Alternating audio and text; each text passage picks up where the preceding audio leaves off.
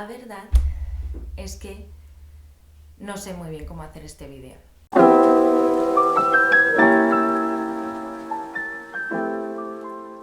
No sé muy bien cómo hablar de este libro. Lo he retrasado unos cuantos días, a pesar de que ya lo terminé hace más de una semana. En parte porque vivo muy cerca de donde se hacen todas las procesiones de Semana Santa y el ruido iba a ser infame. Y en parte porque no sé muy bien cómo hablar de este libro.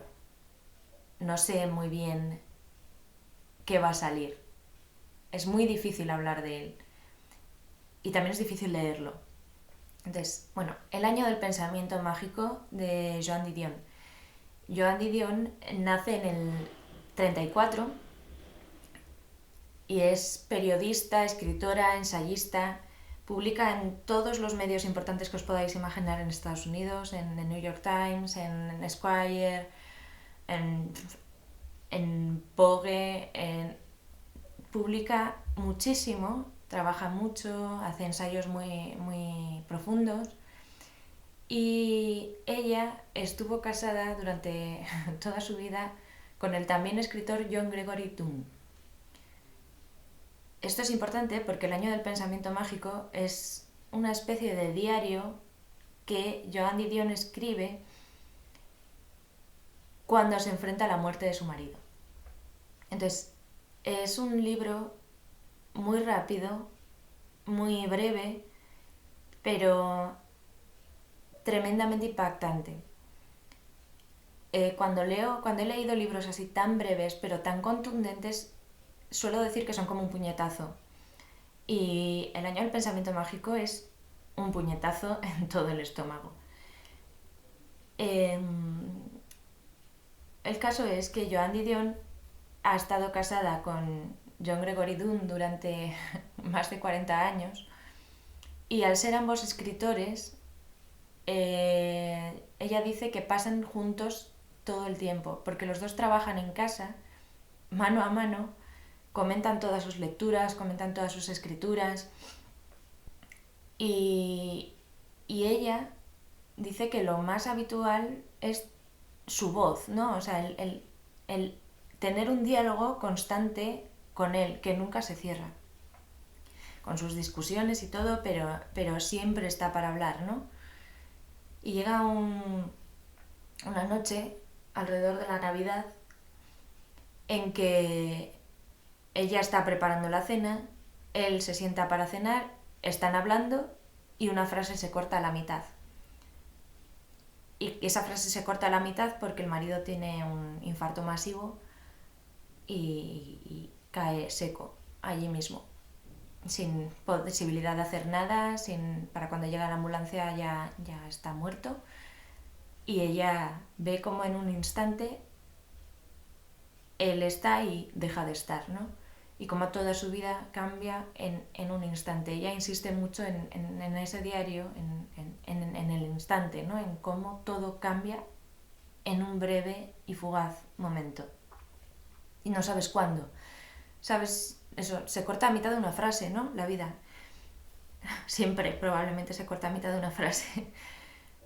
Y lo que ella dice que pesa más es ese silencio, ¿no? Después de haber estado 40 años hablando con él constantemente, como ya no hay respuesta en ese diálogo, ¿no? Ya no hay el otro interlocutor.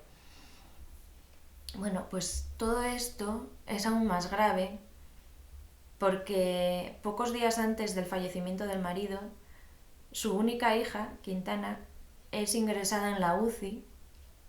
Empieza con una especie de catarro o resfriado, pero se acaba convirtiendo en una neumonía.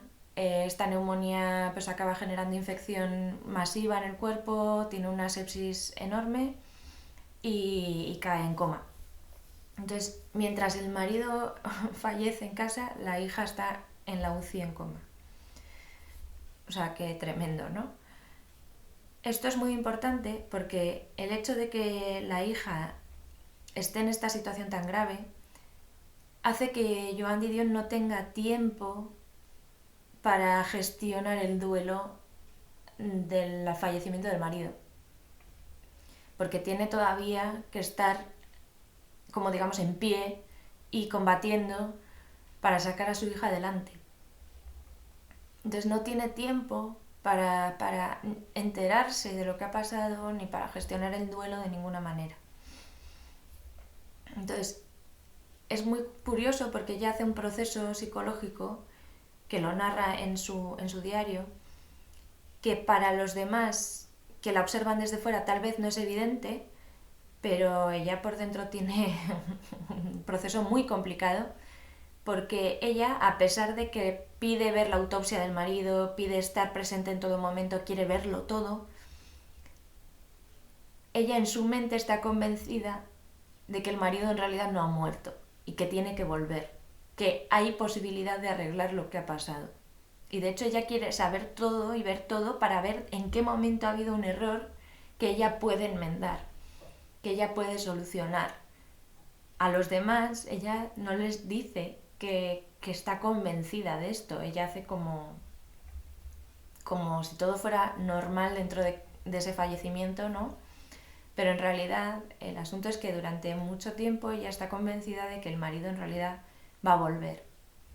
Esto no es tan poco habitual en los duelos. Es el proceso de negación y llevado más al extremo, ¿no? La construcción de una narrativa que permite enmendar lo que ha pasado.